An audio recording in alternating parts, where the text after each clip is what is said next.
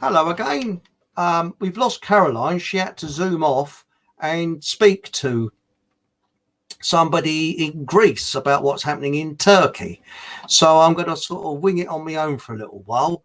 And sorry about that.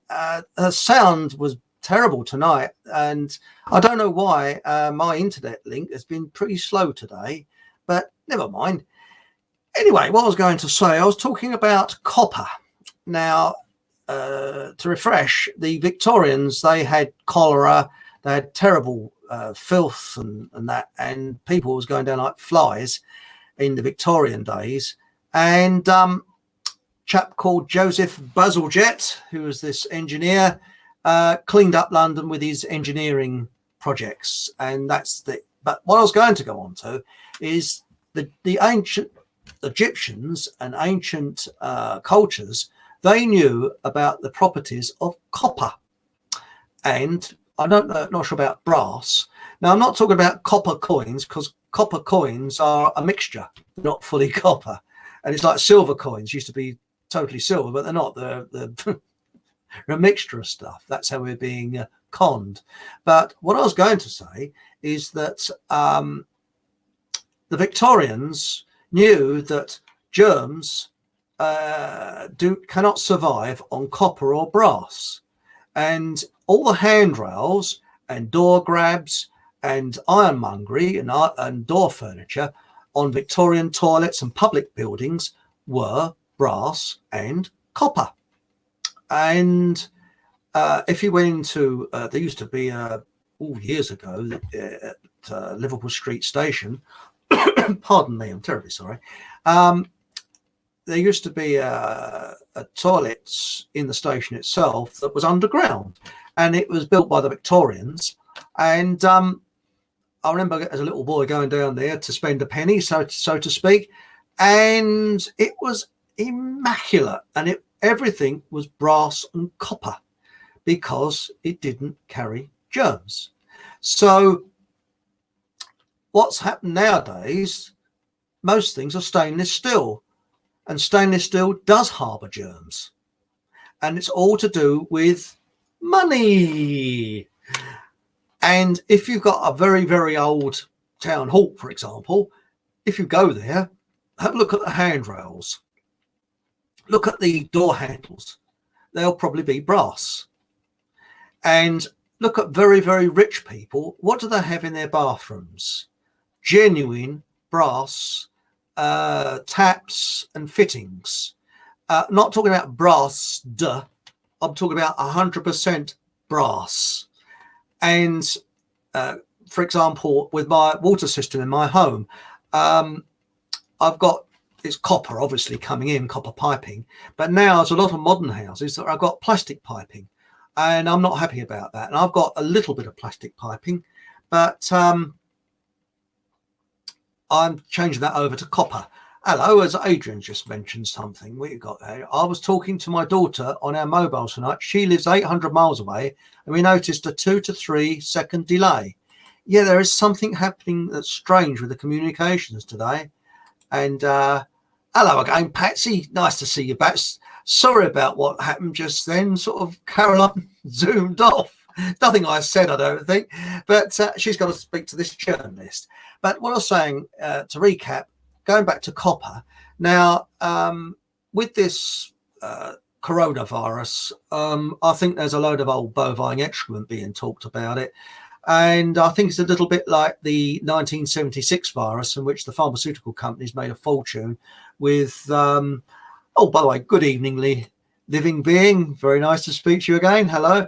And they made a fortune out of vaccines. So, I take it with a pinch of salt. I mean, this morning I thought, I sat down to have my breakfast. I thought, let's put the radio on, which I've sometimes done. I put it on. It was coronavirus. Next station, coronavirus. And it's all BBC local radio stations. Coronavirus would be discussing this and discussing that. Could you do this? Could you do that? Should you dig a big hole and bury yourself? No, I'm making that one up. But, it's a load of old bovine excrement, so put it bluntly. So really, if you want to, I know that you can't get hand sanitizer. Let's put this generally. This time of the year is always colds and flu and God knows what floating around. And if you go into a supermarket that's air conditioned, to me, air conditioning is a sort of breeding ground for bugs and germs. And if someone breaks wind at the other end of the supermarket, you probably get a filtered version of what came out at the other end of the supermarket. It's a bit like on an aeroplane. You know, someone breaks wind at the front and you get to smell it at the back. But hello, Katie. Evening all. Nice to speak to you. Hello. What we got here? All day long. But what I was going to say is that with copper, now you can get copper pretty cheap. Well, not that cheap from your DIY stores. So if you want to keep it, you can't buy sanitizer very easily now. And if you want to keep your hands clean, and there are some armies, I think the British Army used copper in the 60s. If anybody was in the army then, they might be able to clarify, but I think they did. But I know that other armies use copper as a sanitizer. And if you get a bit of old copper piping, a bit of tubing, cut it down, smooth the sides down, and make like so you can't cut yourself on it. You could put one in each pocket. Make sure you clean it before you go out. So if you go into a supermarket, they say, oh, keep washing your hands. Well, can you wash your hands when you walk around a supermarket or wherever? Or if you're going to shake hands with someone, after you shook hands with them, put your hands in your pocket, although you probably put all the germs in lining your pocket. But wipe your hands over pure copper, and that will kill any germs and bugs. And it's cheaper than sanitizer and probably a lot better for you. So a little tip there, copper is, as I say, antibacterial. And I know, as I say, the armies did have a sort of like a copper plate or something that the troops would wipe their hands over to stop any transmission of germs.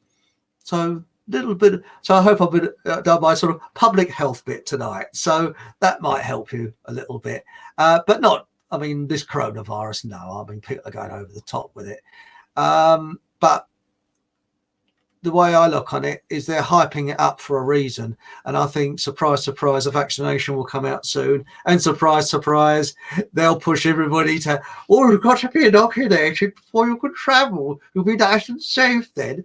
And during the First World War, the Germans said that the British Army were lions led by donkeys. Today, I think this country is sheeple led by educated communist twits. And that's basically it. So anything that comes out of the government, to me, they're just educated twits. But we got some interesting stuff in chat at the moment. It's got here, iodine kills viruses on contact. Yep, that's true, Katie. Yeah, you can actually get up. I actually got mine on eBay. I got some. And it's got Patsy, copper and zinc too.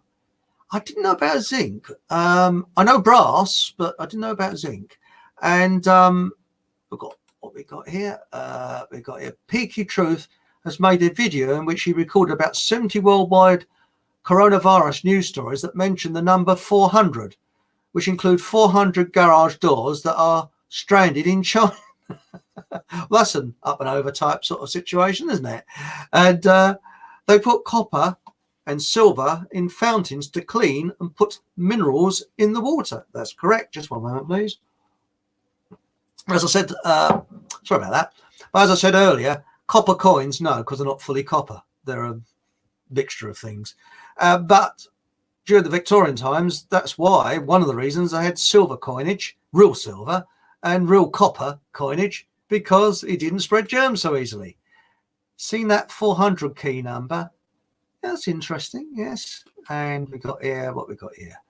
Good evening, connection much better. Now it is, isn't it? I don't know whether it's Caroline's connection, because it's funny. Mark and I had a problem with sound and that. We sorted it out. We found it was Mark's end. And I think there's a problem with Caroline's sound, because whenever I speak to Caroline, it's always terrible, and she was freezing on the screen.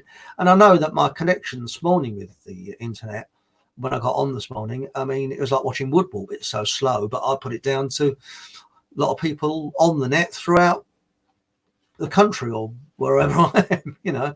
But anyway, back to copper. So that's a little tip. You can go down to your hardware store and that, and I think it's about £5 or £6 for a length of copper. Cut it down, flatten it down, smooth it out, and have it as a pennant, or get one of those copper rings, as long as it's not got varnish on it. Some people say they're good for rheumatism. Some people say they don't. I think with anything that's homeopathic, if it works for you, good old. If it doesn't work for you, well, that's life. But they reckon that it's the green that forms between the copper and your skin, which is the good. And people wipe that off, but they reckon that is what does you good. So there you go. Now we've got some interesting more. What have we got here? 33 is a prominent number 2. Yes, and so is 3, 6, and 9. And if you look at it, World War II was 3, 6, and 9. I know that because my father studied numerology. And if you look at World War II, everything about it was 3, 6, 9. Quite spooky. And what we got here? Yes, but in the old days, they had trouble with a group of people penny pinching, say, no, yeah, or the old coin clippers and that. But Edward I, Longshanks, sort of that, and he booted them out, didn't he?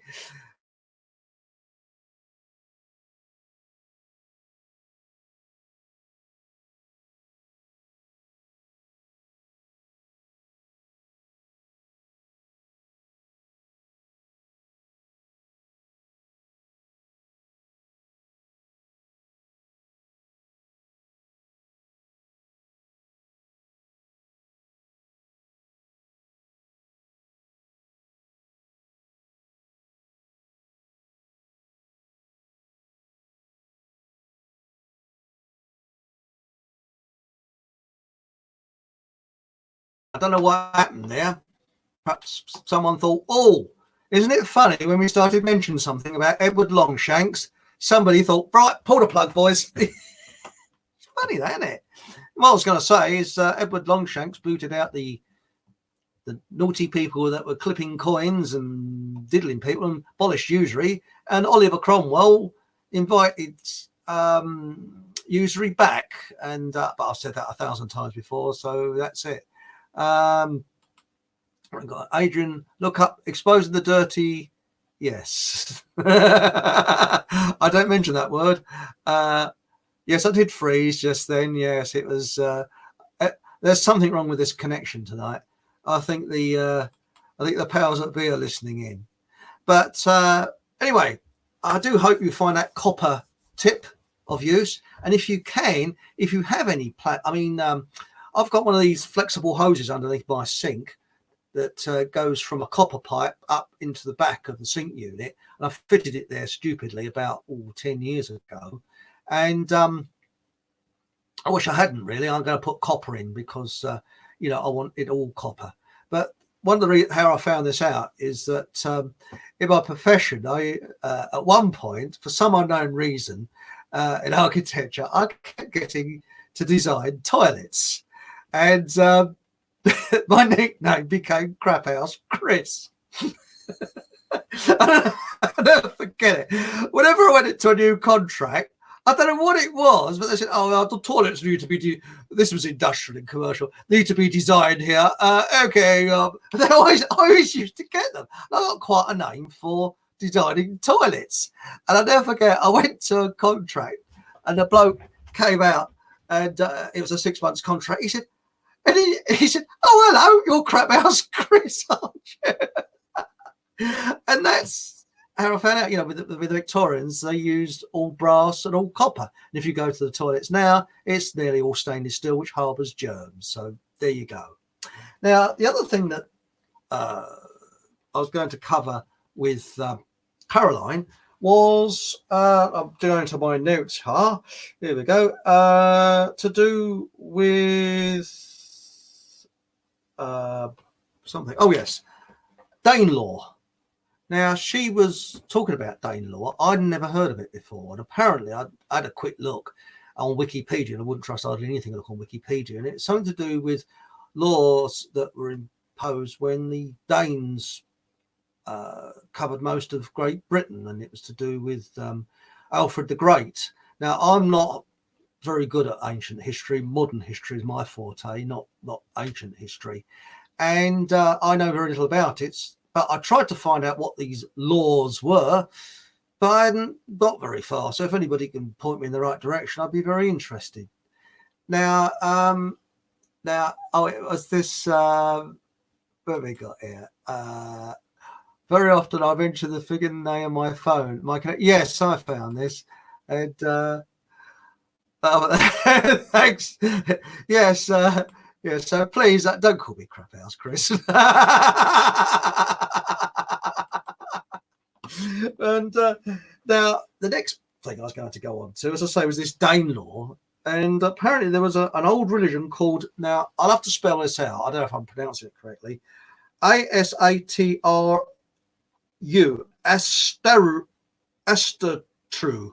Astatru, which was, because I'm Anglo-Saxon, so I suppose my great ancestors had this religion, and there's a body of laws in force or something. Oh yes, Danelaw, body of laws in force in the northeast of England, where the Danes settled in 9th century AD. So that's it. Right. Now, I've just muddled things up because I was going to talk about the Norse religion, which is what I've just said, nothing to do with Danelaw. So I'm sorry about that. And it says here, as again, old religion of Astatru, whatever that is. And these are the 9 Nordic virtues which I work to, and I have done instinctively all my life. And this is what was installed into me with my parents. They always said, treat other people how you like to be treated yourself. And I always have endeavoured to do that, regardless. And these are the 9 Nordic virtues, okay? And I bet you not that many, I'm doing a Michael Caine now, not many people know that. But now, number 1 is courage. Yes. 2, truth. 3, honour. Very important. 4, fidelity. 5, discipline. 6, hospitality. 7, industriousness. 8, self-reliance. And 9, perseverance. Now that is quite interesting to think that our ancestors lived by those virtues, and we're always taught that years ago people were primitive. And when history at school, I hated it because it was so boring. It was beyond belief. It was in 1232, blah, blah, blah, blah, blah. And I got the impression that they're all a load of psychos. Well, I didn't know what psychos were, but a load of people like killing each other. They couldn't have done because we wouldn't be here.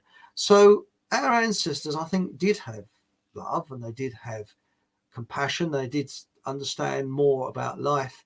And I think they were wiser in some ways than we are, because we've had a lot of sense knocked out of us and a lot of intuition knocked out of us. You know, you go to school, sit up straight, listen here. Now, some people could go to school. Now, I absolutely detested school.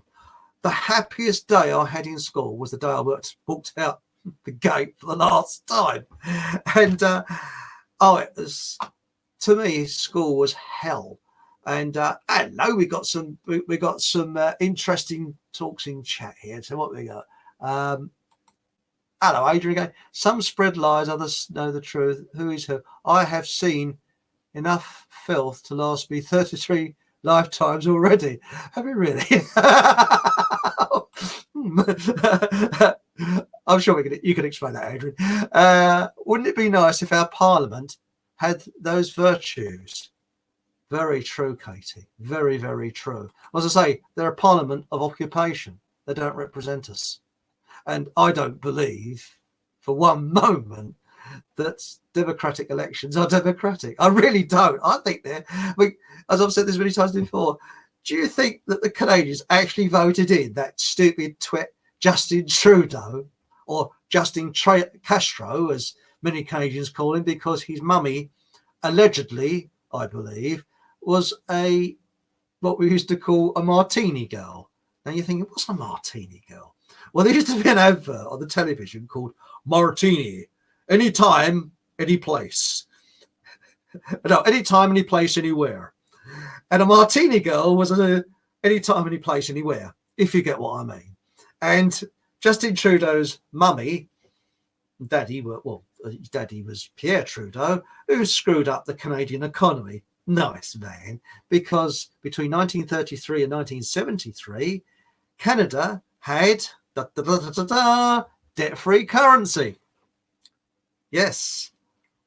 And Pierre Trudeau was in the pocket of the banksters, and he screwed it, so they did have usury, and Canada wondered what the hell had hit them, because after 1973 they had unemployment, mass unemployment, the first time. Their living standards nosedived. It had the highest standard of living in the world, higher than America, before 1973, and Canada went on the decline like the rest of the West, and thanks to Daddy Pierre Trudeau.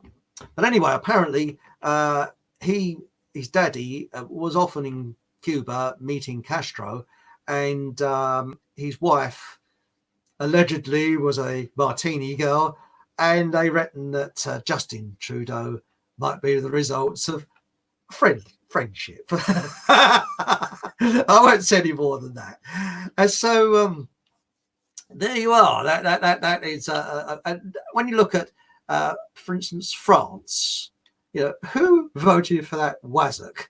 Did the French? Are the French that stupid that they would vote for that ding dong? I'll call him Macaroon, but Macron is his real name. The bloke who married his teacher. Dirty, filthy, lucky. Anyway, that's by the by. But we got here. Hang on, we got something from Katie here. Oh, hang on, but no, we got something more from. First of all, governments are not for the people. They're to control the people. Spot on, spot on. And we got here, Justin Trudeau wears a red rose in his lapel like his father. Yes, well, Justin Trudeau is a communist, because, as I've said many times before, communism is a natural progression from capitalism. That's what it is. And it's an advanced form of capitalism. Because when you look at places like North Korea, it's run by 6 families, basically. And you only see Fatty with a funny hairstyle. But you've got 6 families who live in the absolute lap of luxury. Then you've got industrialists underneath them. And the industrialists finance the, shall we say, the people. And when I say finance the people, they finance pressure groups who are actually government run, just like this country. You know, these pressure groups and foundations, they're financed by industrialists and the banks. And that's why, you know, even the Green Party now is just basically a pressure group. And what these pressure groups are they're tools that the banksters are using via their industrialists who are financing these pressure groups to put pressure on governments, and the governments listening to them. I remember in the last election, it was Corbyn said, "Oh, we're going to have a climate emergency." Oh yeah. Who voted for it? Who would vote for that? And they're just playing with ignorance all the time. So that's basically it. Now what we got here?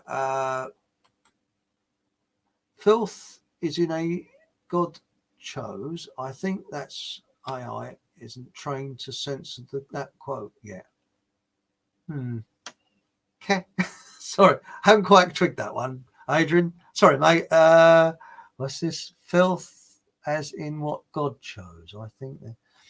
No, I'm sorry, I've got my thick cap on today. I have been working hard, so sorry about that. Right, I'm sure people in the chat room know what it's about. Justin Trudeau, sorry.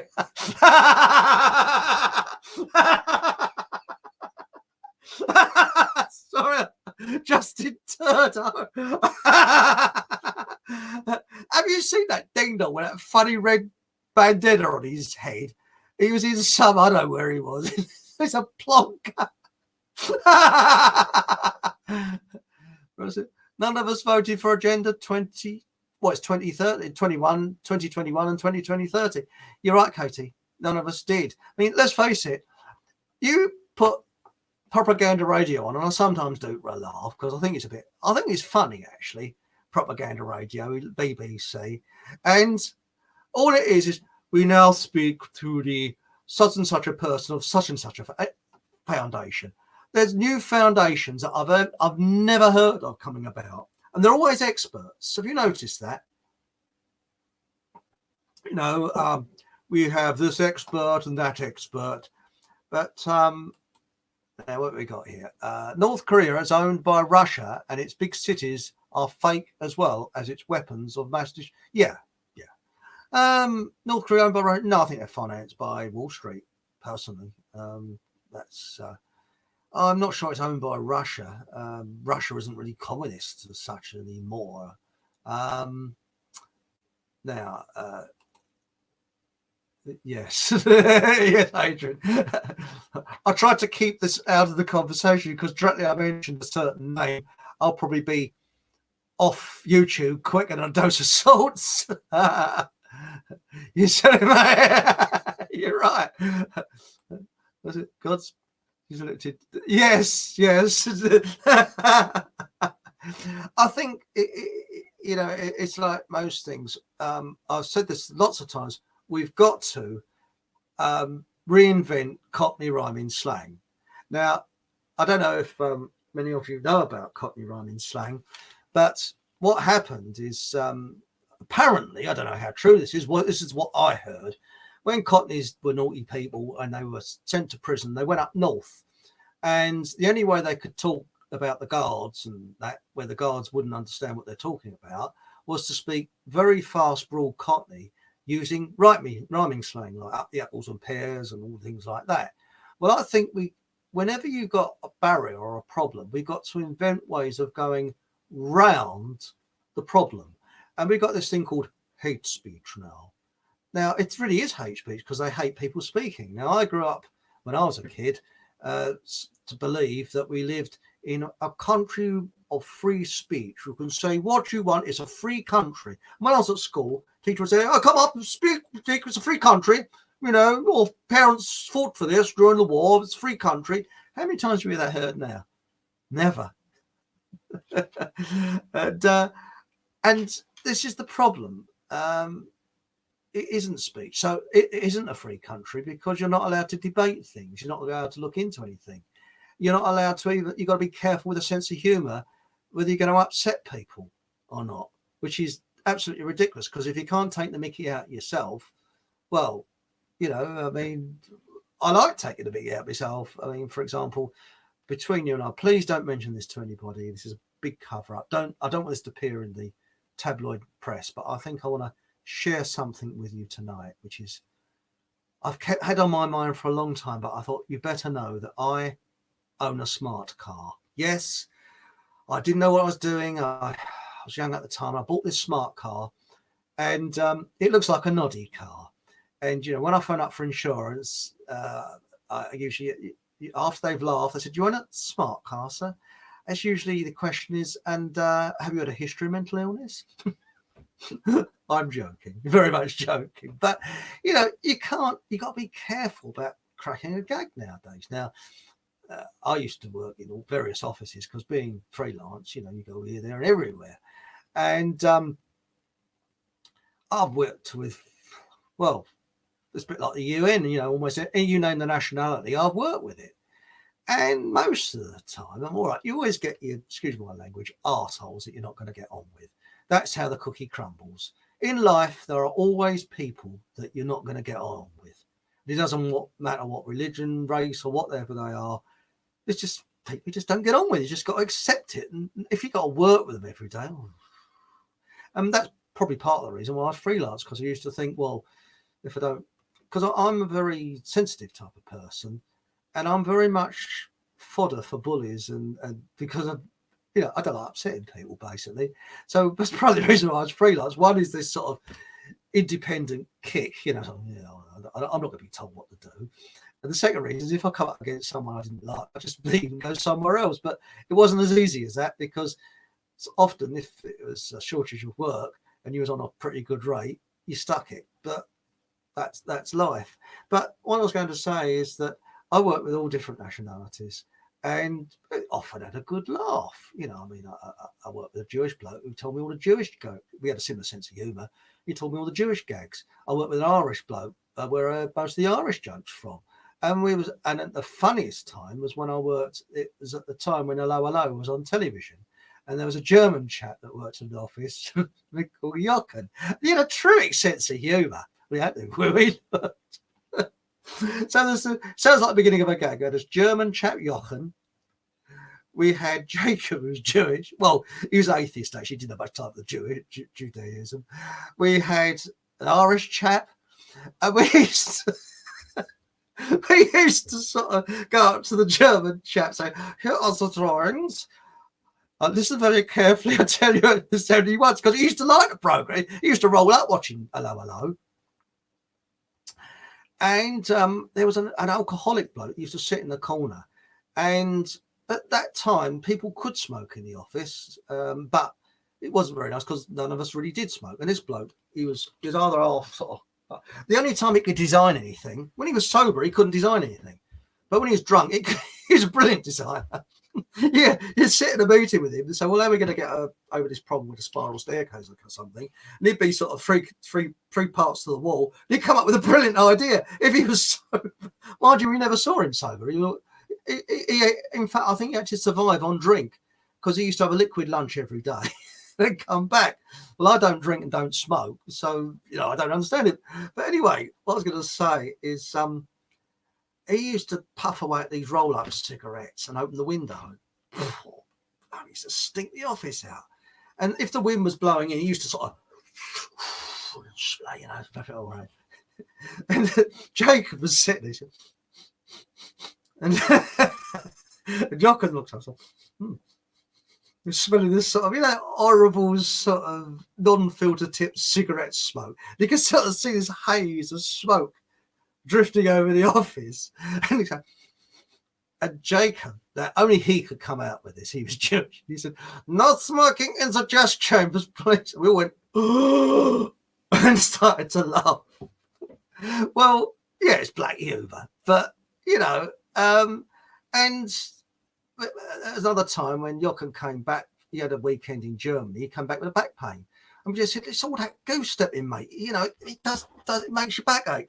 And he laughed along with it. It's humour. It's not hurting anybody. It's not harming anybody. It's just a way of relaxing. But we had a Canadian chap that started there who'd obviously been on one of these neuro-linguistic programming courses, because he said, that's racist. That's this.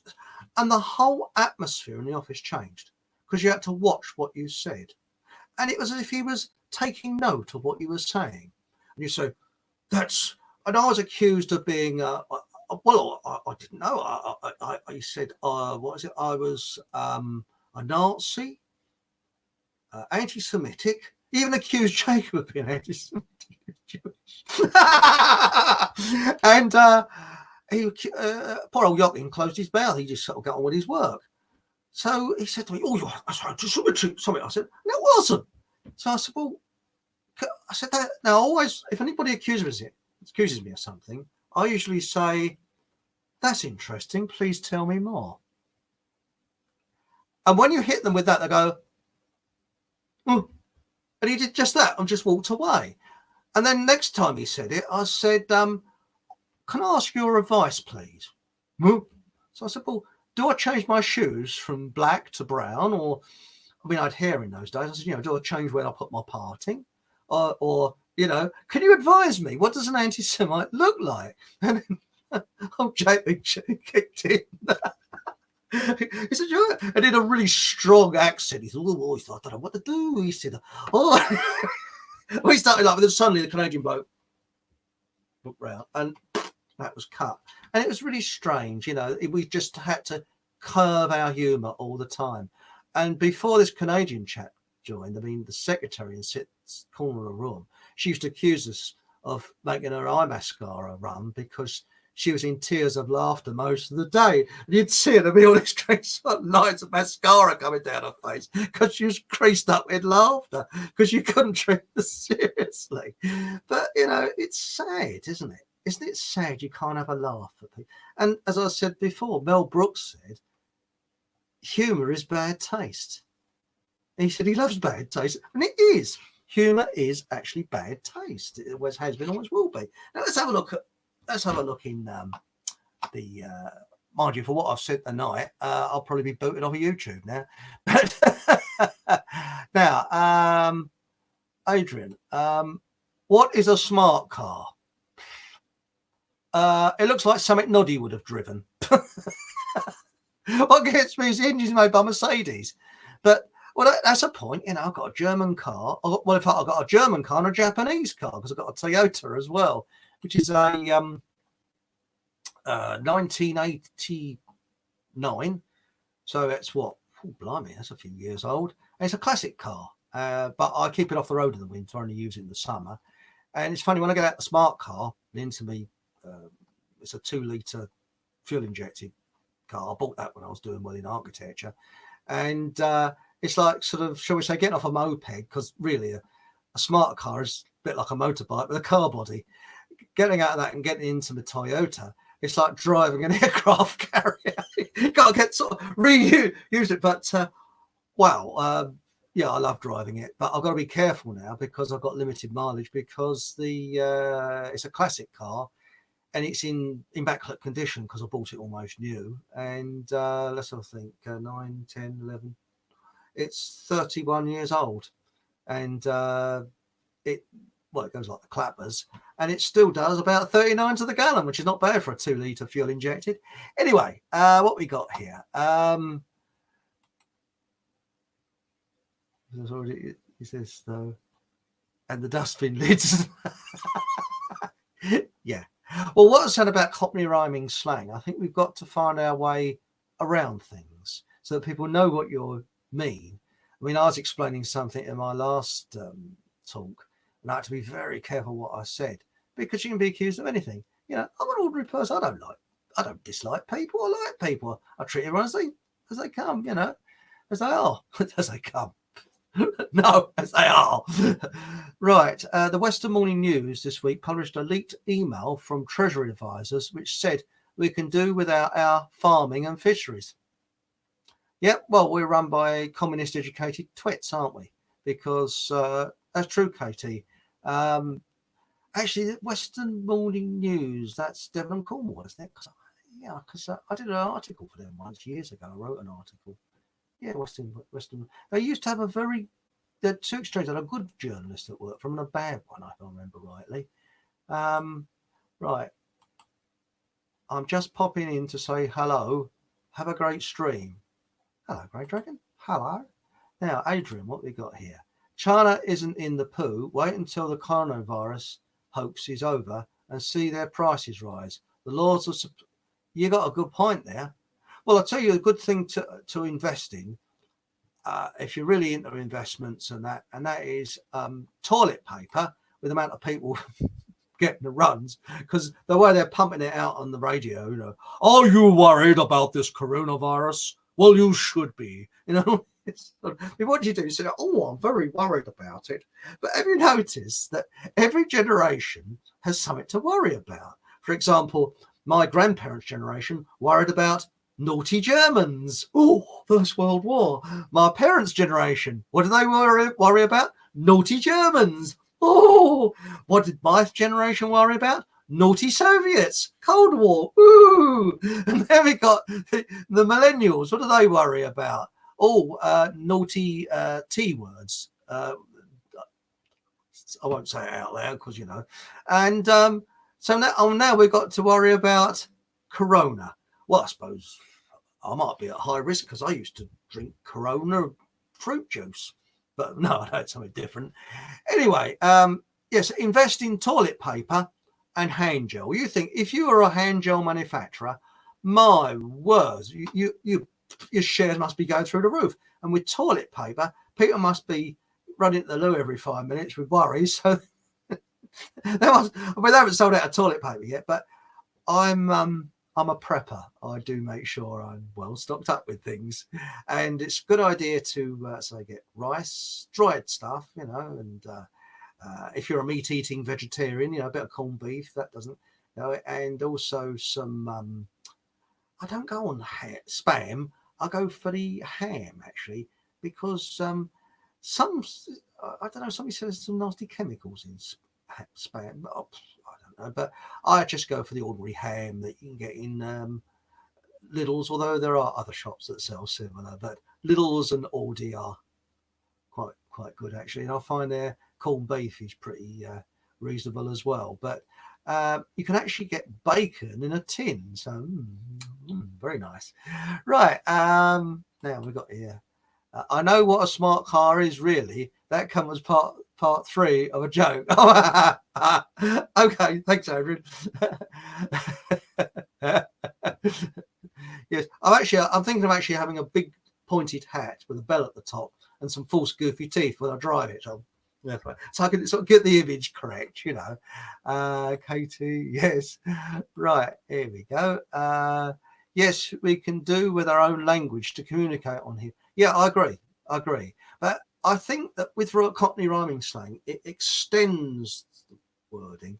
But the thing is, you see, we've got to speak to our Canadian and American, Australian, New Zealand, and of course our European friends. And I think the Australians would get it because they're from, most of them from ex-Brits anyway. Canadians would probably get it. I'm not sure the Americans would be able to get it out right. But it's not really rhyming slang, is it? The way we get round things, so we say often I speak about an event in history that my friends we call Butlins. Work that one out. But you can't. No, and then look above the box and ask yourself who owns the controls. That was me. Yeah. And yes, corned beef. Actually, I have noticed if you buy the expensive corned beef, it's got no sugar in it. If you buy the cheaper brands, it has. A little tip there, High dose vitamin C will fight most viruses. Yes, I agree with that, Katie. If you are reasonably well. I'll tell you another thing I've learnt, and that is vegetables. Now, I used to cook my vegetables to butter it.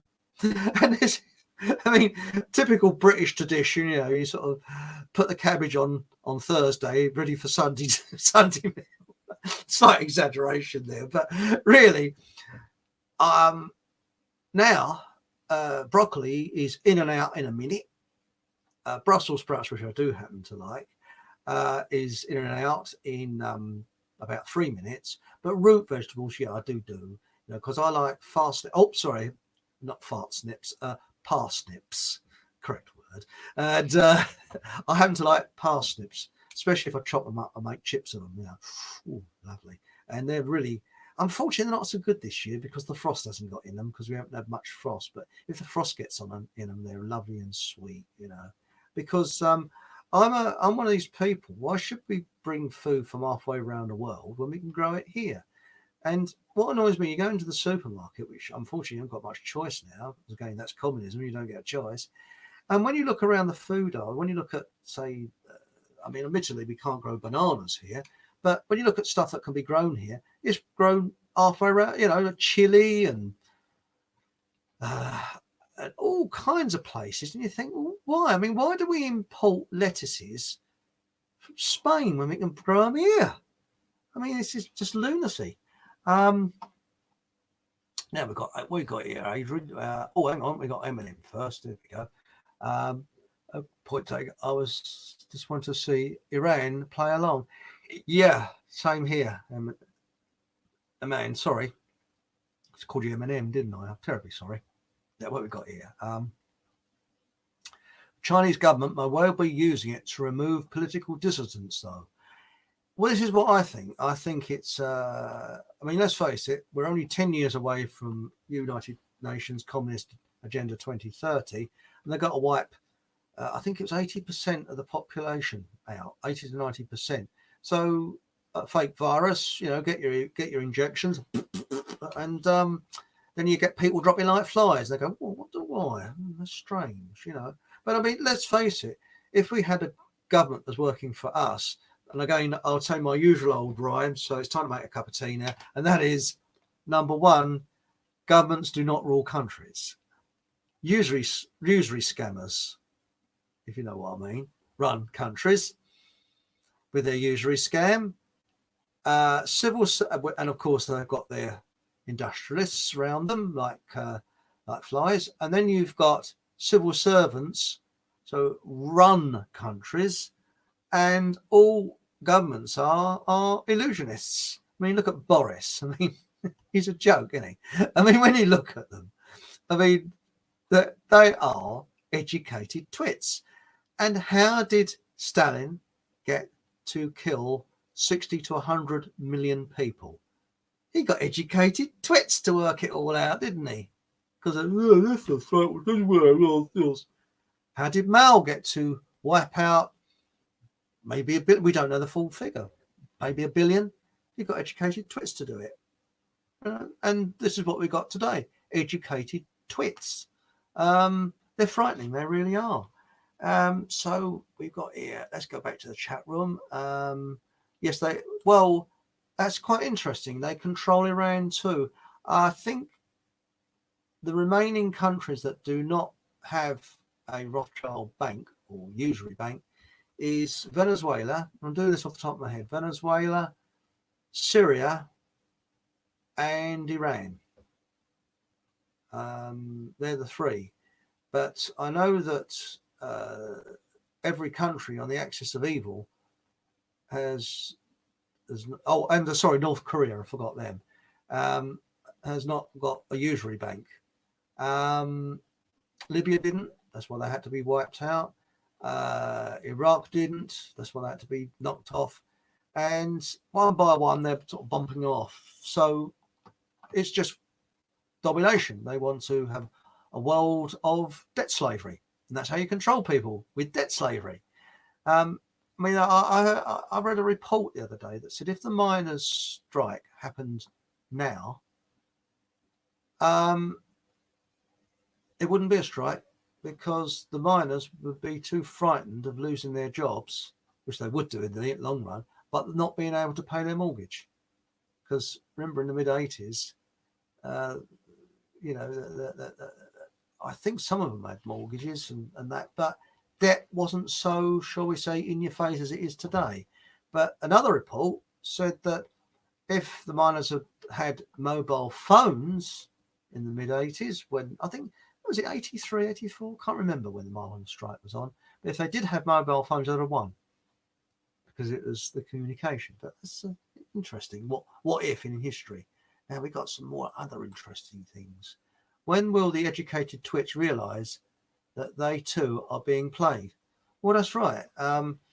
Because if you look at Yuri Bezmenov, he said the way the communist system works is they look on the masses as useless eaters, and then they have the people they use, and the first to go will be the people that get the communist government into power because they know too much and they can get them out of power.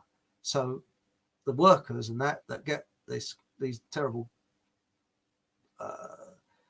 governments in, they're bumped off. But I don't think that people now are bumped off. In Mao and Stalin's time, it would be to the gulag they'll go, or it would be a bullet through the head. That would be it. But that's too, they can't get away with that now. So I think they're doing it by spraying us with vaccinations, in our food. It's very, very subtle, isn't it? Very subtle. So people are sort of keeling over. And as I've said before, in the late 60s, early 70s, it was very common for people to live to over 100. Not so common now, is it? People generally start to drop off the edge of their perch in their 80s, where they didn't in the 60s and 70s. My great-grandmother, my granddad's mother, she lived to she's 2 weeks away from her 103rd birthday, and that was in the 60s. So, they were tough in those days. Right. They control all directly or indirectly. Yeah. Yeah. And then Adrian. No, I haven't. But all the videos coming out of trying to look fake to me, especially ones that show trees in full leaf when it is winter there. Do you know, you've got a good point there, Adrian. I'll tell you one that I did see that looked a bit fake to me, where they was pulling this, if it's true, this poor sod out of his flat, and the police were there, and they were taking them into custody, and it wasn't the police, these people in noddy suits, and they were getting his family to go into isolation because they got this coronavirus, and it was on YouTube, and I thought it looked very, very fake to me, very fake. So yeah, I'm take. There was also a scene where they're driving through this province, and there was motorbikes on their side and sort of corpses laying around. Don't know. I don't know either way. I just don't know. It does seem to be a lot of bullshit going out, and there seems to be a lot of fake information. But the way they're hyping it up on BBC local radio, because I haven't got television, is uncanny. It's over the top. And I always go the opposite way round. If a government says there's no cause for alarm, there is. And if there is cause for alarm, there isn't. Because we're dealing with a team of liars, basically. Now, what we got here? We got here. That's right, Adrian. They're panda suits these people are wearing. I think they're called noddy suits, don't they? Education makes it more difficult to realise that because it's harder for the ego to take. Yeah, I've found that. I mean, I worked with an educated twit. I must share this with you. This is a cracker. This one is. I've probably told you before, but this really is a cracker. I worked in this magnificent place called Barking in East London. So I'm sure there's some nice parts of Barking, but I didn't find. Anyway, it was a case of a good contract. When you're a contract bloke, it's how much? Oh, I'll work there then. Anyway, it was quite a good contract. So I worked in Barking in this office building, and there was a bloke there who had qualifications. He was a structural engineer, I think he was. And he had qualifications as long as your arm, and a real educated twit, the ultimate in educated twits. And he used to cycle in from some crap hole flat in London somewhere, I don't know, every day. And well, not every day, sometimes he used his car, and he sometimes came by train. But anyway, most of the time he came by push bike. And he used to chain his bike up outside on the railings. Now, this was a modern office building we worked in. I used to drive down there and park my car because there's quite a big car park there. It wasn't difficult for parking. And during the weekdays, there was security in the office. So you'd sort of walk past the commissioner, and even though it was the 80s, they had security cameras and that, and he could see if anybody's going to half-inch anything. He was there on the scene. Well, anyway, this educated twit decided to go away for the weekend and go by train and leave his bike chained up outside, on the outside of the building, and it had quick release wheels on it. So he didn't chain the wheel and the frame together. Oh no, he chained the wheel up. And the excuse my language, soppy sock comes back on Monday. Ew, there's just one wheel. I mean, the things must have thought Christmas had come early. I mean, quick release, bonk, bonk, off. So, yeah. So he said, oh dear. Don't know what's happened now. So when he came into the office, he said, oh dear, I had my bike stolen. So he said, well, why don't you, if you're going to go away for the weekend, why don't you put your bike underneath the stairs? I'm sort of security bloke won't mind, and it'd be as safe as houses, because if you're not coming back over the weekend, the building's locked. Nobody would touch it. Don't be stupid. That's a ridiculous idea. How can I put a bike underneath there? Ridiculous. And he made us look absolute. It was me and another bloke. Oh, and the secretary said it as well. Made us look stupid. No. Well, I suppose Daddy was going to buy him another push bike. Anyway, a couple of weeks went by, and he changed his bike as usual outside the office. And he went away for the weekend again by train, and he came back, and yes, I think you've guessed it, there's one wheel there. So this time he contacted the police. Now, in the 80s, I think the police are more interested in solving crime than they are in revenue collection. But I don't know whether his daddy was a member of the Handshake Brigade or what it was, but the police came in, a police officer came along and went into because we had a sort of an open plan office where there were these like glass partitions which partitioned off the offices. So you could see into the offices, but you couldn't hear what was going on, you see. And you saw this police officer in there with him. He's going, blah, blah, blah, blah, blah. Police officer went, and he came over to us. He said, he says, it's marvellous, he said, to get professional advice. He said, really? He said, yes. Police officer said, why don't you put your bike underneath the landing of the stairs where it'd be safe? And we went, but we told you that. Yes, but you're not professionals in fighting crime, are you? You've got to hear it from a professional. And that is the mindset of the people in power today. They sort of, we sort of went, huh? But I must end this talk on a little thing about, I worked at a place in London once, because I got around to quite a few offices. And so I can't say this for laughing. I better not say where it is because the bloke might be listening in.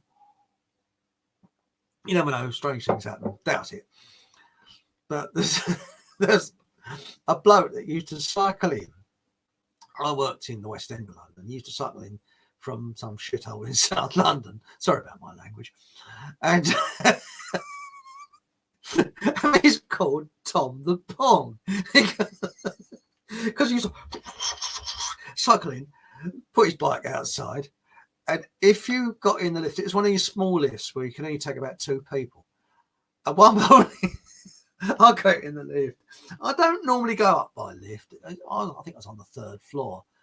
I usually go up because I'm a little bit claustrophobic. But this morning, that particular morning, I think I was a bit cream crackered. So I sat in the lift, and he just came in and closed, because it was one of these manual lifts where you had to close the door and press where you door, and then you open the door manually when you got to your floor, you see. And he got in and I almost flaked out. What a stink. He had a real personal odour problem, this fella, Tom the Pong. And sorry. And when he was in a corner of the office all on his own, because and I had an AJ metric handbook, which is Architects General metric handbook. And he said, can I borrow that, please? I said, yes, certainly. And he borrowed it for a couple of days, because that's really the Bible that you had.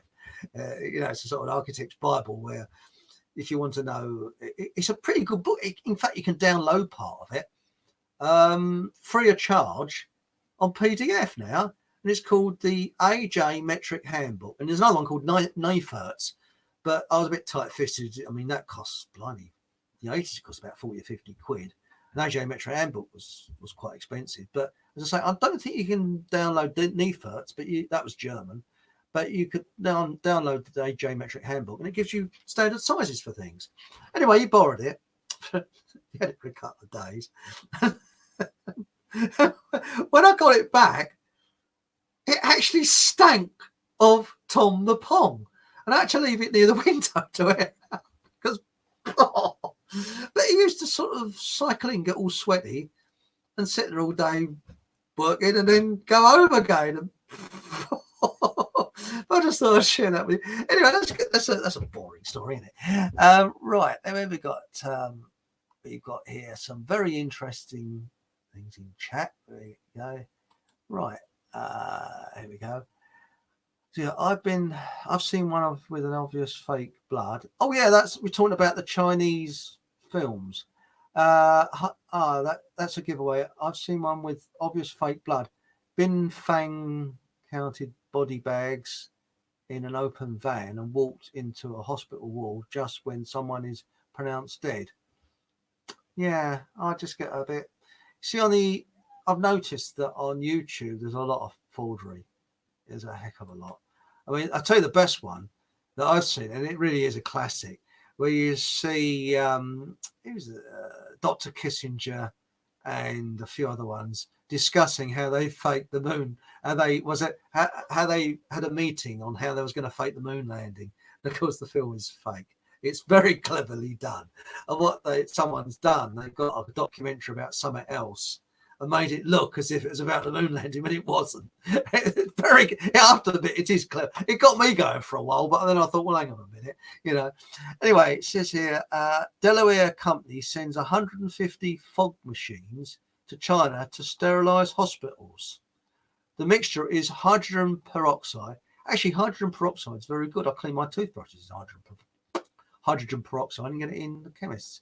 And silver solution. Do this yourself with colloidal silver humidifier, food grade, HYD. Yeah, actually, I used to get Nexus magazine. I'm sure those of you in chat know Nexus magazine.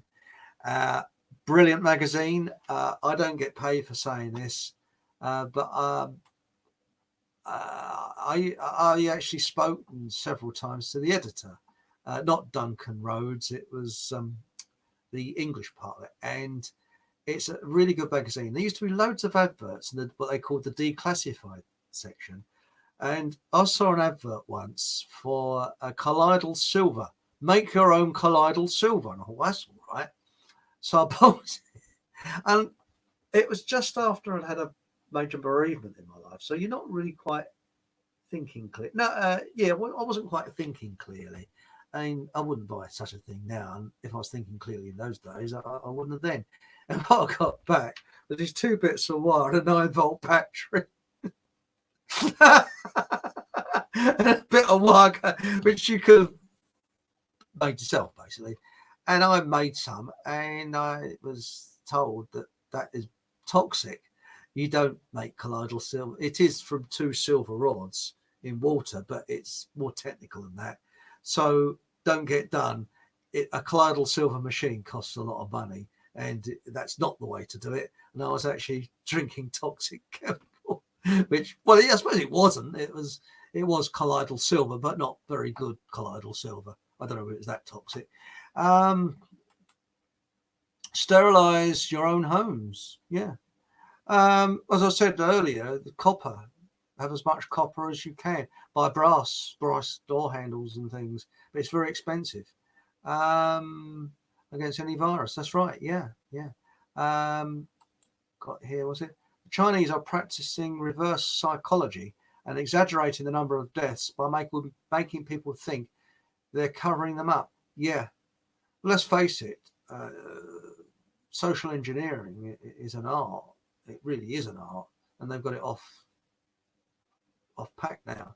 Because have you noticed that, and again, I've said this for a long time, and there's a film that I made many years ago called The War Justification Industry. And if you go onto my website, all the W's, Fockham Hall Radio, that's FOCK, hamhallradio.com, and you press on one of the links there, you can see the war, or tap in the War Justification Industry. I think it's on my channel, War Justification Industry, on this one. And every war has to be justified. And World War One wasn't justified, and that's why they had so much civil unrest afterwards. But they made damn sure World War Two and those afterwards were justified. Right, M&M Pseudo-China has been... I'm sorry, I keep saying M&M. Why? I do apologise, M&M. Man, I've had a hard day today. I've had a long day, so please excuse me. Has been on internet lockdown for years. So be suspicious of anything that is claimed to be broadcast by any so-called Chinese truth. The Chinese people are officially racist.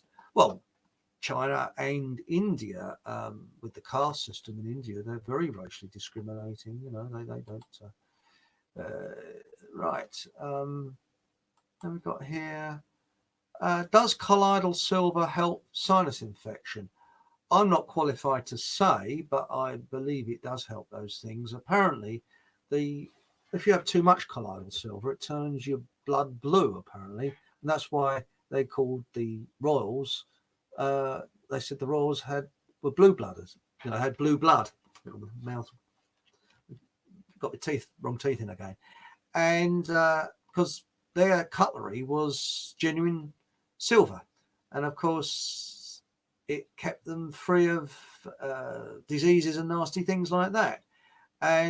But if you have too much of it, as I say, it's supposed to turn your blood blue. Don't know, but apparently it has. It's very good for infections, or it kills infections and things like that. And where most of the population years ago used to go down with all different nasty diseases, the royals didn't, because of this silver. And it's like I was going back to what I was saying earlier about copper and brass, you know, antibacterial. Right, let's go back here. We've got here, not sure, but serapeptase does. Blimey. Sounds like a rash my auntie used to have. I've never heard of that, Katie. Serapeptase does. It really good for lots of things. I've learnt something there. Never heard of serapeptase. I'm interested. I'm going to look that up afterwards. Hello, everyone. Oh, it's Kim. Hello, Kim. Apparently it does. Oh, well, that's it. That's learn something every day, don't you? They probably make a reality show out of it here. Could be right there. Yes, that's right. Yes. What have we got here? You must use distilled water.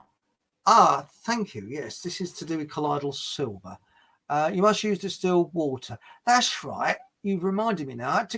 I went to chemist and got some sort of pure water. Still got it, actually. I think it was passed by the chemist. Sorry, I had to put that one in. And 0.999 silver, grade silver, when making colloidal silver, is fine with 9-volt batteries. Oh, thanks. That's what I did. I don't know whether as I say, what I got through, I paid quite a bit of money for. I can't remember now how much I paid for that colloidal silver machine. As I say, all I got back was 2 bits of metal with a 9-volt battery with a little sticker on the top, which was, and using what was it now? Electrical tape. Somebody had taped 2 wires onto this connector. And that was it. Yes, colloidal silver machine. I think about 9 or 10 quid I paid for it. I could have made it myself for about a couple of quid. Now what have we got here? But thanks for that. That's really much appreciated. So yeah, perhaps it wasn't toxic. I don't know. I can't say it made much difference to me. But mind you, I wasn't feeling particularly good at that time anyway. So you know, I don't get anything to chew about. Serapeptase. So I'm going to look it up afterwards. Never heard of it. I don't want antibiotics. Oh no, I don't. No, but I don't know. Living Being, if you heard what I was saying earlier about copper, you know, you can go down to Wicks or somewhere. There are other builders merchants, and buy. I wouldn't get the brass fittings, but if you get some copper, or sometimes people throw copper out on skips and that. All you need is a little bit of copper. Put it in a vise, close it down, or make a little disc out of it. I don't know what the melting point of copper is, whether you can melt it down. I don't think you could. And then make like a little disc, and then just use that like soap when you're out. As long as there's not any sharp bits on it, that would sort of keep your hands free of bacteria. not necessarily because of this coronavirus, but generally because, when you go to the supermarket and that you put your hands on the trolleys, you don't know whether someone with chronic salts or pox or something has handled it. So you don't know what, so it's always good to have a little barrier like that. And I don't think these sanitizers are very good for you. They dry my hands out. I really don't like them very much, but what we got here? Can colloidal silver replace hair loss? Blimey, I do a good job with me. If so, how much does it cost and where can you buy some? There's a health food shop near where I live that was selling it. There's not many health food shops in there. When I say health food shop, I'm not talking about Holland and Barrett. They're the sort of supermarket of the health food business. And I don't really go much on, personally on them. But there used to be loads of health food shops around, but sadly, most where I live have gone out of business. But I know there's, if you go to an independent health shop, they would probably be able to get you some colloidal silver or do what IBOMOS 76 says, which I'll just put it up again. Where are we? That was really good of me to put that. Good of you. Sorry, good of you to put that. You must use distilled water. And so if you could look on eBay, you might be able to get that grade of silver and do it yourself. So I know your water. I bought a big sort of tub of it. Just give me one moment. From a chemist shop. Didn't think it cost much. And it was pure water. Not sure if it was distilled. It was just pure water. There's a big difference. And I was told it was pure water you had to use. So there we go. Thanks for that. That's really useful pointing out. It really is much appreciated. Thank you very much. Now, where are we? Now,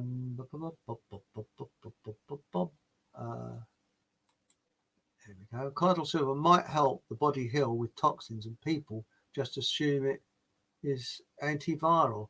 Yeah, guys,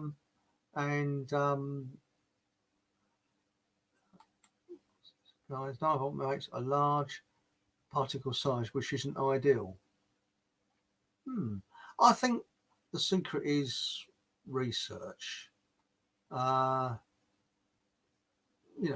is that's the thing. Now it says here, KT cereropatase is from the Japanese silkworm. It's brilliant. A lot of good stuff comes from Japan. There's a lot of old soot as well that comes out of Japan. For instance, there is product that you're supposed to take, and I looked on the side of it in the supermarket. It's got, it looks like a chemistry set. I wouldn't touch it. Right. Argentina 47. Argentina Tana 47 is for colloidal ion silver, but like I say, I'm not here to promote it. Oh well, that's interesting. It's surprising. You learn. Was it? It says here, I have some on hand, 45 parts per million. That's interesting. Right. I'm not sure about the concept of infectious illnesses now. I know there have been some pretty big fake pandemics before the latest one.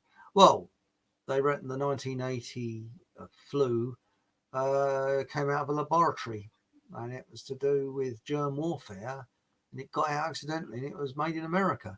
And that's why it was mainly people in their 20s were killed by it. Elderly people were mainly immune to it. But this time it's actually the other way around. But I think it's all hyped up out of all proportion, and it's to do with United Nations Agenda 2030. It makes we'll read that one out. There we go. We'll check Amazon. Yeah, good point. It's funny, some people are pro Amazon.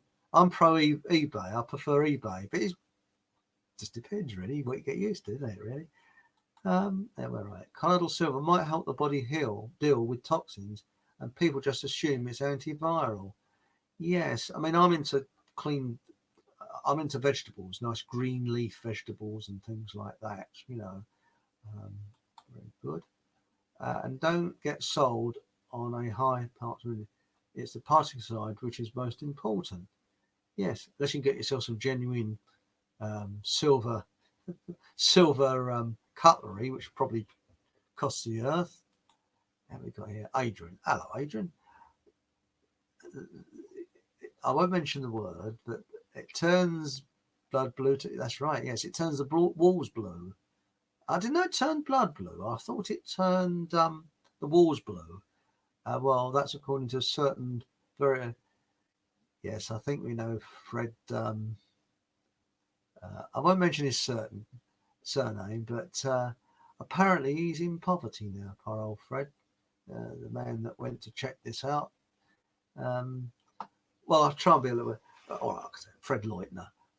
He did a report. He went round certain places, shall we say, and he was an expert on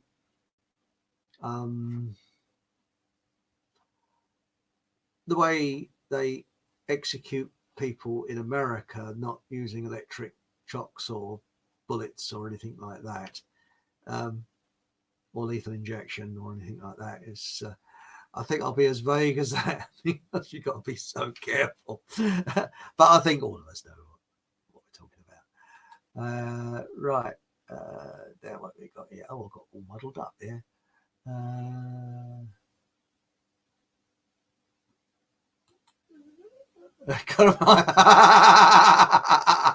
I like that one. Coronavirus, no, a bit of good old carbonate. Oh yeah, my favourite. I tell you another one. Bicarbonate of soda and apple cider vinegar. Now, in the summer, I'll get eaten alive by mosquitoes. You know, whenever the sun comes out, they think, "Yum yum, dinner's ready," and all my ankles are raw with mosquito bites. And apple cider vinegar, that turns a little sods off. I put that on. It's brilliant. And I used to get eczema, and I applied. It's a nervous thing, and the only thing that really cured it was apple cider vinegar. All these blooming E45 creams, forget them. Although they might work with some people, but personally, it's a load of slop that you put on it. And apple cider vinegar, I swear by it. I think it's brilliant. And bicarbonate of soda. Well, I use it for loads of stuff. And by the way, very quickly, toothpaste. I don't use fluoride toothpaste, but I do buy fluoride toothpaste for cleaning my chrome taps and for cleaning the headlights on my car and for cleaning white trainers. I mean, if you go to the pound shop and buy the real cheapest of the cheap, actually, they had Colgate on sale. I wouldn't dream of putting fluoride toothpaste in the mouth, but I put it on my trainers and it smells of eucalyptus. And, nice. And I had some trainers that were so bad, they'd have to be improved to be rated as looking horrible, dreadful. Mud all over them and everything. I cleaned them up. My neighbour said, "Blimey, you bought some new trainers. They're nice." They're old trainers. So toothpaste is very, very good. It's fluoridated toothpaste is very, very good for cleaning headlights on cars, chrome, and also for your trainers. I wouldn't dream again of putting it anywhere near my mouth or having it. And I even wear gloves then. I wouldn't actually touch it. It's to me, it's poison. Right. Where are we? I think, yeah, that was it. Was it demineralized? Can't remember. It's downstairs. I've still got it actually. You know, I think it's about time I poured it away. Actually, it's about 10 years old. Right, that was a joke. I'm not fully bored yet, and I'm not bothered if I. Strangely enough, talking about washing hair now, this is not a very good advert, is it? But seriously, I used to get chronic dandruff. It was like a snowstorm. And I cured it. And the way I cured it is I stopped using shampoo. And shampoo, especially the stuff that's supposed to stop stuff that's supposed to stop dandruff made it worse. And all I use on my hair now is, again, I probably said this before, is bicarbonate of soda mixed with honey. And I put that over my hair, what's left of it. I've still got a bit around the back here and that. And this is the worst ever in the world, okay? But my hair is starting to grow back. And I've been doing this for a couple of years now. I just rub bicarbonate of soda and honey. The honey keeps bicarbonate of soda together into my hair and head and leave it for about a minute. Then I spray using a garden spray, sort of, hand spray jobbies. 1 part apple cider vinegar, 2 parts rainwater, very important, not tap water, rainwater, over my hair. And I have no troubles at all with it now. And I used to get rashes and that. I don't get rashes. I do get eczema sometimes on the top of my head here if I'm a bit stressed out, but it's a nervous complaint eczema. So, when I'm a bit stressed, I just get it, What's this?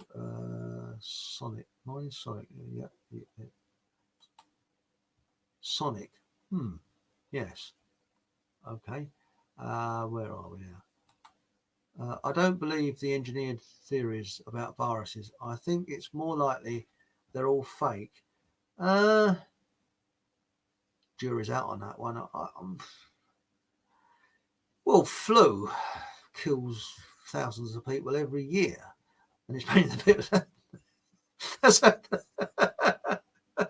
at the injection. I mean, my neighbour goes down to the quack and demands one.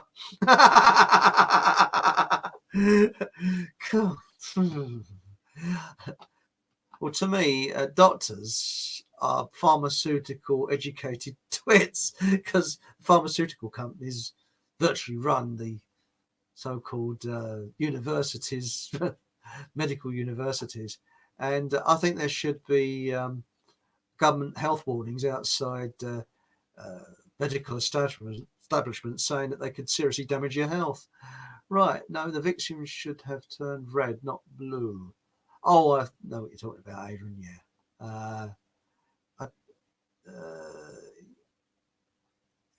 I don't know. I didn't say coloured silver was toxic. No, not at all. Yeah. I was pointing out the fraud of Big Pharma selling us silver as toxic. Yeah, I didn't know Big Pharma sold it. Yes, I've learnt something there. Right.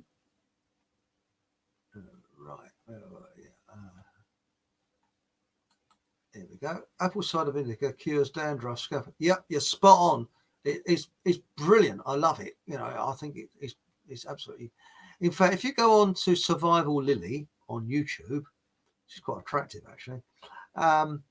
She actually shows you how to make this concoction, and it brings your elbows up to your backside, but apparently that'll kill anything.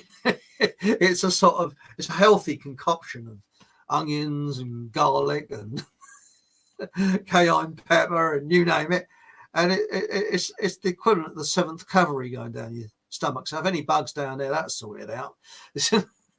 I mean, she took some on one of her videos and sort of, Right, where are we? I need to. Okay, right there. Thanks for that info, Chris. My eldest is prone to midget bites in the summer months, and nothing seems to deter them from over-the-counter remedies. Well, I was told that if you take yeast, midges don't like yeast. I have taken yeast, and I think it's all part of their diet. But I was told that. That was it. It was remember Mariah Aiken. She went to the Amazon, and she said everybody got bitten to buggery with one of these midges, and she didn't because she took yeast complex. So it might work for some. It's like everything else. It might work for some, it might not work for others. It's a bit like I've actually found that lavender oil works well on me, whereas tea tree oil doesn't work so well. Whereas on other people, it'd be the other way around, because we're all different. And, trouble with big pharma is it's conveyor belt medicine. Well, it's not really medicine. It's most of the stuff. It's crap, but uh, but with natural remedies, you've got to tune in to what is good for you because of your background and because we're all different. And as I say, some things work well for some people and some things don't. We use Aloe toothpaste, fluoride free. Fluoride is an insecticide. That's right. I use the Aloe Dent, I think it's called. And between you and I, it's to yourself, I get it off of eBay, a big bulk of it, the packets. And sometimes it's without the boxes, but I don't know about the boxes. And it's all sealed. I mean, you've got your little silver foil seal on the top, so it hasn't been tampered with or anything. And you go to a reputable place that's been in business for a long time with very few complaints, it should be okay. And I buy loads of it. I bought about 20 boxes of it. It's pretty good stuff. Aloe Dent it's called. You can get Kingfisher, but it's all right, I suppose. Distilled water would not be demineralized, so I think we're effectively the same. There might be another way of removing the minerals from water, though. Yes.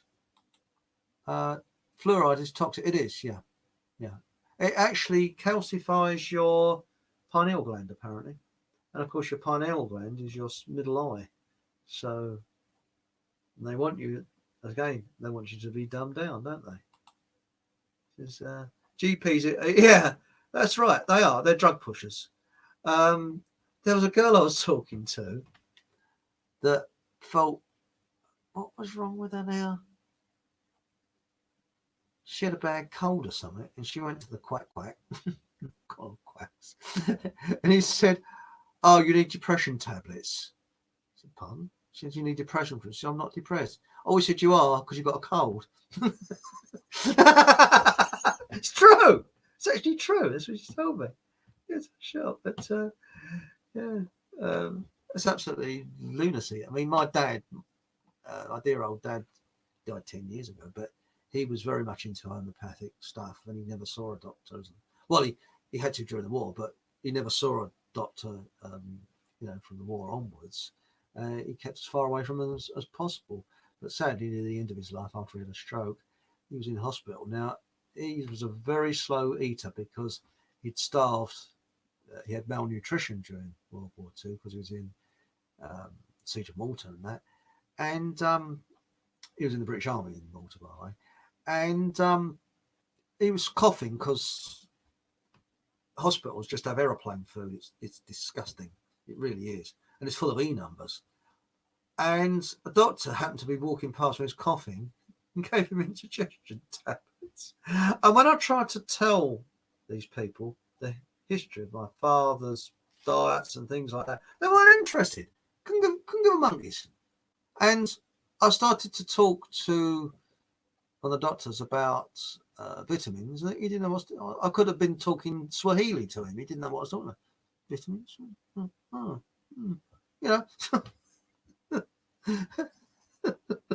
It's terrifying, isn't it? It really is. But no, I think my father was actually done in. I think he was euthanized because most of the people in his ward, one after one or the other, they died, and they sent him down to an operation because he had a stroke. He couldn't swallow properly.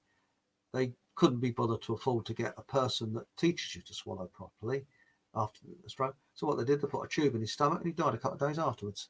And nobody signed for the doctor operation, and that happened. They put a tube in the stomach of every person in his ward. But that's another story. I don't like talking about it because it upsets me. There's new work done in Germany. They say there's no such thing as the airborne viruses, that they are poisons. Now that is interesting. I'd like to find out more about that. I know about new German medicine. If you go on to Richard D. Hall's richplanet.net, it's not his latest, but I think it was a couple of films back. He talks about new German medicine. That's very, very interesting. Now it says that is, thanks Kim for that. Yes, but what is flu? Maybe it's just a stressed body detoxing. Our DNA codes are indigenous retroviruses, I can't pronounce that word, and they are made of a very similar set of proteins as viruses supposedly are. Yes, you've got a point there. Very interesting. Endogenous retroviruses are known to cause false positives on tests for certain allergies viruses because the protein markers are do similar. Yeah, you got a point. You see, what gets me, as I said before, we're all different. We're unique. We're one-offs. And, you know, as I say, when my parents got ill, my father, I mean, when he came back from hospital after he had his stroke, he had a cocktail of tablets. And I went through them. I said, right, we've been that. Don't want this, don't want that. And I got him back onto homeopathic stuff. And he was improving, you know. But, it's terrifying. Don't want to go. It's absolutely frightening. Fluoride is rat poison. Yeah, you're right, Kim. Yeah. Adrian, I'm very allergic to mosquito bites, and last summer a doctor was amazed at the effects of what those bites can do to my skin. Yeah, they seem like they always seem to go for my ankles. I don't know quite what it is. There's something about my ankles they find very juicy. You know, like sinking their choppers into that. And but apple cider vinegar and yeast. I suppose yeast extract. And what is it? Is it vitamin B12? I think. Don't quote me on that. I think it's B12. So similar. Yeah. Does it kill two-legged rats?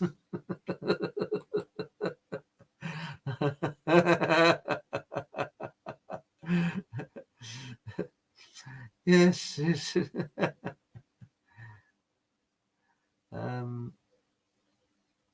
So if I'm missing some of your comments, it's very kind of you. Critical healthcare is good. After the rat, run for the door. Yeah, I would say that. I mean, if you're run down by a bus or something, it's probably very, very good. One more point about CS, then I'll probably shut up, laugh out loud. There is more historical folklores passed down from our elders regarding medical silver than anything else. That's interesting. Thank you, Sooty43. That is very, very good. Thank you. In the country, in the Caribbean, plenty here. I just have GF and they bite her. The Caribbean. I used to work with a chap who was from the Caribbean, and he said that he had a lot of respect for European farmers because he said in the Caribbean, you put something in the ground, it grows. And he said you could always find food. But he said not so much in Europe, which he's got a good point there. He said, you know, you can always eat something. He said, you know, things are plentiful. And I found when I went to Greece, you know, there were sort of oranges growing wild, which is, you don't find that in Britain. GP surgeries used to make CES back in the day. Yes, they used to make up herbal remedies in the 20s and 30s, apparently.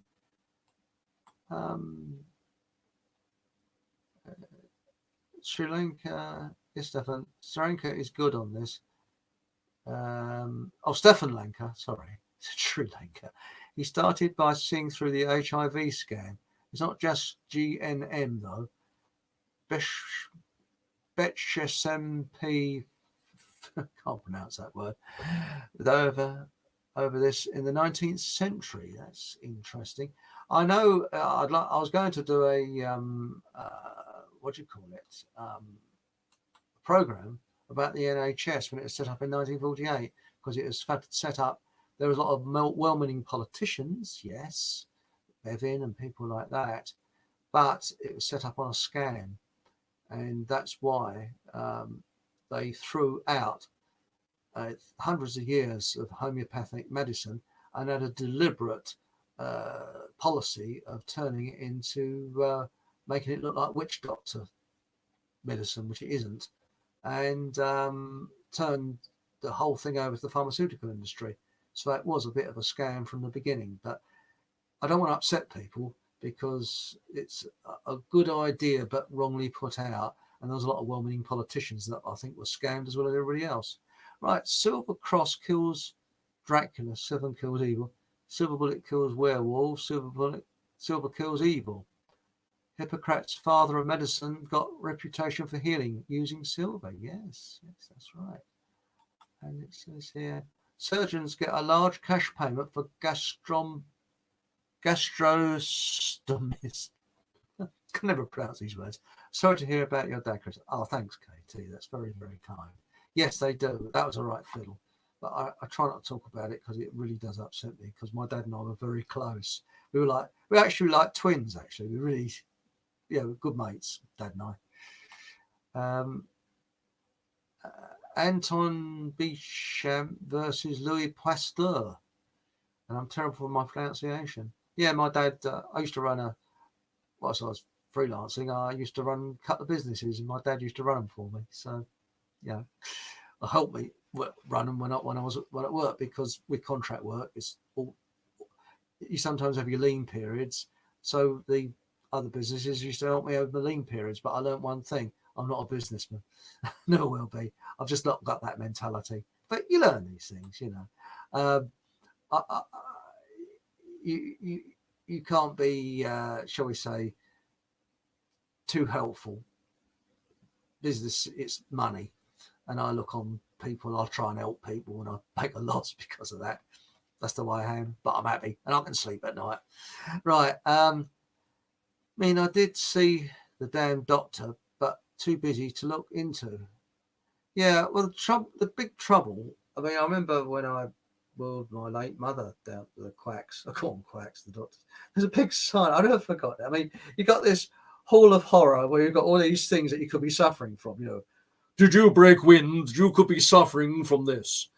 Do you regularly pick your nose? You could be suffering from a nasal fermentation problem. You sit there. There's a sign on the doctor's door. It said, only one ailment, please, at a time. So presumably, if the problem is your shoes are too small and it's making your feet ache, and it's making your ankles swell, they wouldn't look at your shoes. They'll just sort of give you medicine for your ankles. It's just lunacy. Right. Oh, Jesus, I go back trying to type anything difficult with this phone. Right. Tradition to give silver coin for pregnant women. I didn't know that. Silver coin was put to kill infection. That's interesting. An umbilical cord. We certainly learned something this evening. It's really interesting. Thank you very much. I find that. I'm sorry I can't pronounce half these words.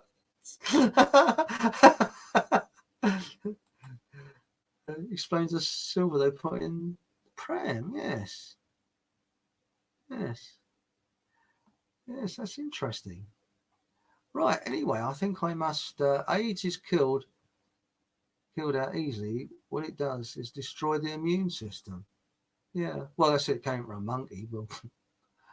Outcomes, I'm not sure if it's AIDS, but I know a lot of these so-called viruses, have got patents on them. So how can you patent a virus? Anyway, ladies and gentlemen, thank you very much for joining me tonight. I've really enjoyed it. My word, I've waffled on for an hour and a half. Well, please join me again on Thursday at 7 o'clock. I'm a little bit earlier then. And I've we've got some interesting stuff coming in the chat again. Where are we now? Get a second-hand desktop user. Windows 10. Use what I use, and that is Ubuntu, Linux. I use Linux and double boot. But unfortunately, you've got to use Windows 10 for a lot of things. I can't stand it. I think it's horrible. It's lumpy. But if you use Linux, it's really smooth. It's great. and rich and shameless eat off silver platters, not because they're showing off, but because it keeps the food fresher. Too true, too true. Yes, yes. And I'll just read this last one. There's a lot more here. I'm terribly sorry. I really got to go. I'm a bit amazed that people aren't more amazed that our DNA codes, the things with the same proteins as viruses, supposedly have. I find it extremely suspicious. You're right. You're very right there. Well, thank you very much, everybody. I'm sorry I haven't read out all your comments. And please join me at 7 o'clock on Thursday, this coming Thursday. And I don't know whether I'm going to have a guest on there, whether the guest is is going to scarf on like I did tonight. Is it me? And I might crack a few jokes on Thursday. I think we've got to cheer things up. And what I'm going to look at more is this new language we've got to invent. We've got to invent a new language. And I think the Americans and Germans might have it a bit of a problem getting their heads around it. But we'll get there. I think we'll try it because, let's face it, if the New World Order put an obstacle in our way, we'll go around it. So we'll find a way through. But good night, everybody. And thank you very much for your comments. And I do apologise if I haven't read them all out and I might have missed a few and that, etc., etc. And please join me again on this Thursday, an hour earlier this time at 7 o'clock. Thank you and good night.